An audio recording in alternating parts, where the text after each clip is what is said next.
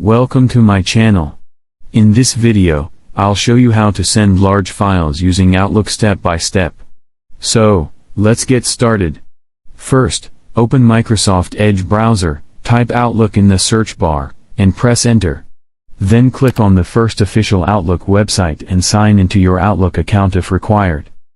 Once your Outlook account opens, click on the New Mail button to create a new email.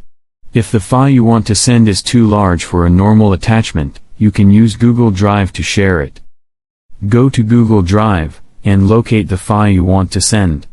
Click on the three dots next to the file and select Share. After that, click Copy Link to copy the sharing link.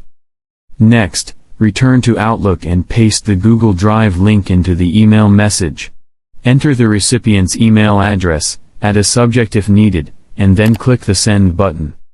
So that's it. If you like this video, then like, subscribe and press the bell icons for updated